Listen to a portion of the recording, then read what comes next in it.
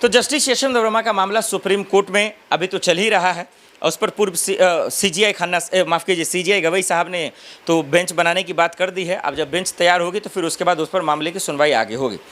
लेकिन अब सदन जो देख रहे हैं हम लोग, सदन चल रहा है और उसमें एक अलग चुनाव आयोग के एसआईआर को लेकर जो तहलका और कोहराम मचा है। मोदी जी तो अभी तक है ही नहीं, वो तो विदेश घूम रहे हैं, उनको घूमने से फुर्सत भी नहीं है। विपक्ष यही आरोप लगा रहा है। देश का किसको चिंता है? ये जो सांसदों को चुनकर भेजा गया है उनको ना अपनी बात रखने दी जा रही है। कोई रख रहा है तो शोर शराबा हल्ला के बीच में उसको ख़त्म कर दिया जा रहा है। सांसदों के जब हस्ताक्षर लिए जा रहे हैं तो फिर उपराष्ट्रपति का इस्तीफा हो जाता है। जस्टिस यशवंत वर्मा का मामला एक उम्मीद जागा, एक लोगों को लगा कि इस देश के न्याय व्यवस्था और सिस्टम जो कानून व्यवस्था है उससे तो नहीं मामले का हल हो सकता है। तो चलो भाई, सांसदों का एक सहारा लेकर महाभियोग लाया जाए, राष्ट्रपति और प्रधानमंत्री जी का। एक वक्त ऐसा लगा कि सत्ता पक्ष और विपक्ष एक साथ है इस मामले पर, लेकिन जैसे ही उपराष्ट्रपति का इस्तीफा होता तभी समझ में आ जाता है कि सरकार की मंशा क्या। ये दोहरा चरित्र, ये दोगलापन हम सबको देखने को मिल जाता है और इसका लाइव सबूत आपको दिखाते हैं।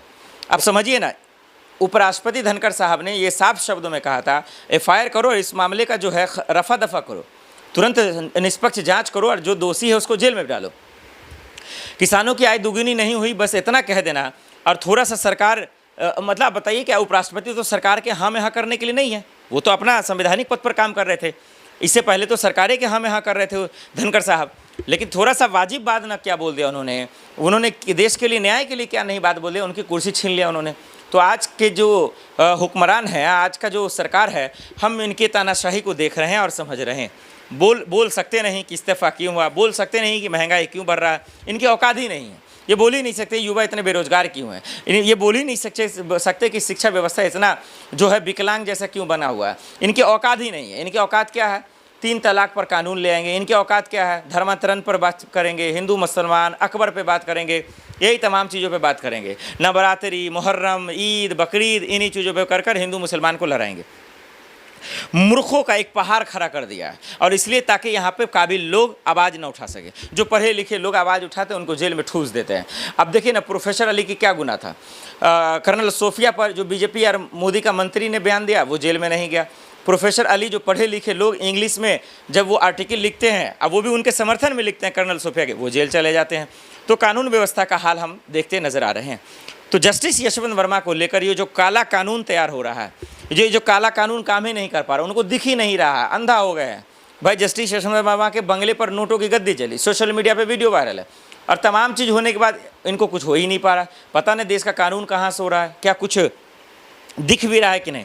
सरकार अंधी गूंगी बहरी बनी हुई है, कानून व्यवस्था दिख नहीं रहा, एजेंसियाँ को दिख नहीं रहा, केंद्र की एजेंसियाँ क्या कर रही समझ से बाहर है।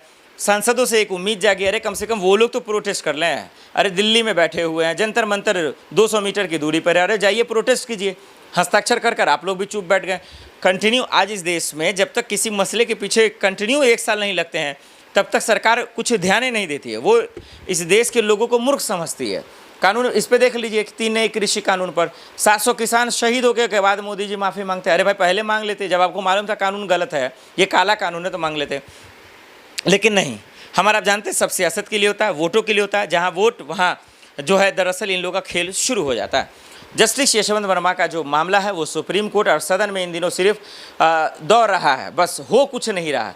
कब बेंच बनेगा आता पता नहीं है, कब सांसदों का हस्ताक्षर हुआ, महाभियोग कब आएगा कोई पता नहीं। अब नया उपराष्ट्रपति कौन बनेगा, कभी नीतीश की चर्चा, कभी उसकी चर्चा, कभी उसकी चर्चा चल रही है।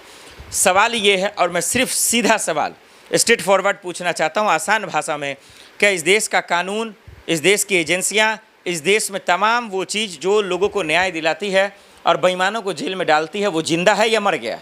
और जिंदा है तो फिर जस्टिस यशवंत वर्मा के मामले को जिंदा करें और बताएं कि आखिर इसका सच क्या है। जो नोटों की गड्डी जली वो पैसा किसका था, सरकार का या विपक्ष का, या फिर उन्होंने रिश्वत लेकर जमा कराया जो पैसा जला?